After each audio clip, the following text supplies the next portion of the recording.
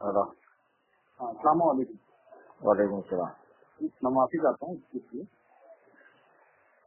मुझे सिर्फ पूछना था आपसे, एक बदमज़हब मुझसे बहस कर रहा था हाँ तो, और वो कहने लगा कि हाँ वली अल्लाह मदद नहीं कर सकते, उनकी इताअत नहीं करनी चाहिए। हाँ। ये मतलब कोई मोमिनीन की इताअत नहीं करनी, कोई मोमिनीन की इताअत नहीं करनी चाहिए। तो इस तरह से मुझसे बहस कर रहा था। तो क्या था, गैर मुकल्लिद था, देवबंदी था, कौन था? वो अहले हदीस की था। अच्छा, तो उसे दलील नहीं पूछा आपने?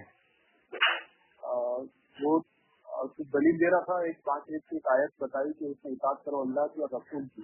अब पढ़ो आयत।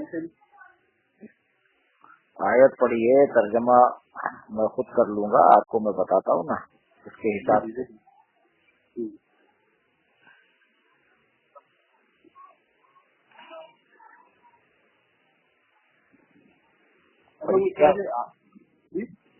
क्या हुआ उससे मुझे सिर्फ मतलब बहस में सिर्फ इसका लगा कि सिर्फ कुरान में सिर्फ इसका आया है कि इताअत करो अल्लाह की और रसूल की।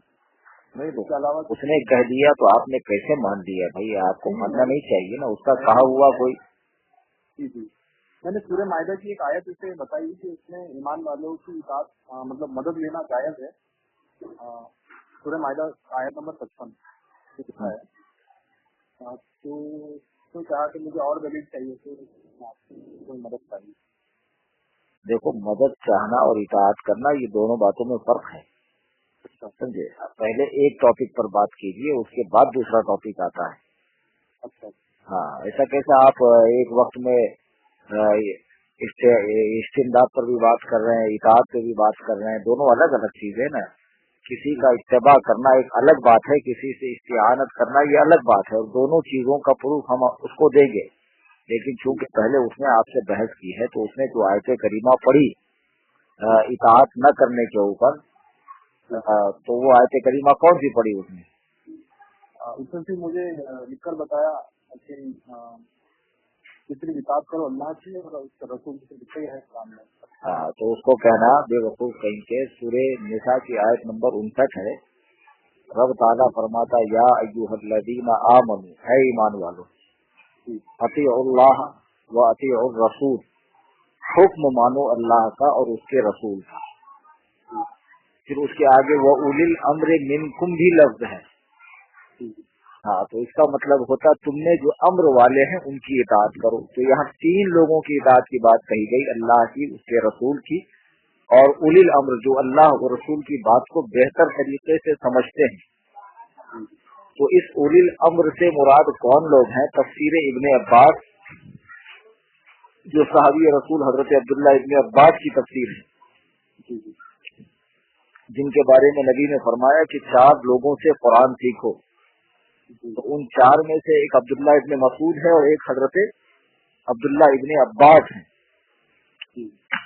तो अब्दुल्ला इब्ने अब्बास जो नबी सल्लल्लाहु अलैहि वसल्लम की बारगाह के हाजिर बाश हैं, सरकार पालन सल्लल्लाहु अलैहि वसल्लम के रिश्तेदार हैं, रातों दिन सरकार की बारगाह में रह के कुरान और हदीस को गहराई से समझने वाले, उन्होंने इस आयत की तफसीर की है कि इस उलिल अम्र से मुराद उलमा और फुकहा हैं। अब कुरान तो उलमा और फुकहा की तकलीद का हुक्म दे रहा है, तो उसने कैसे बोला कि वो अल्लाह उसके रसूल के अलावा किसी की इताअत जायज नहीं? अब इस आयत का क्या मतलब, उससे पूछो।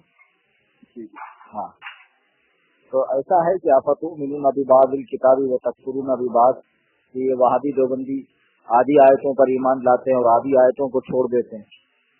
तो खुद कुरान ने कहा ना कि बाज आयतों पर ईमान लाते हैं, बाज को छोड़ देते हैं। ये कौन सी आयत है? कौन सी? ये जो आपने कहा, ये कौन सी सूरह की आयत है? एक मिनट, आप लिख रहे हैं क्या? हाँ जी, मैं लिख रहा हूँ। एक सेकंड, आपने वो लिखा जो मैंने सूरह निसा का? सूरह निसा। अभी मैंने आपको सूरह निसा का हवाला दिया, वो लिखा आपने? हाँ जी, वो लिखा मैंने हवाला। हाँ, अब उसके बाद आप लिखिए सूरह बकरा की आयत नंबर 85। सूरह बकरा आयत नंबर 85। अफतुमिनून बिबादिल किताबी व तकफुरून बिबाद।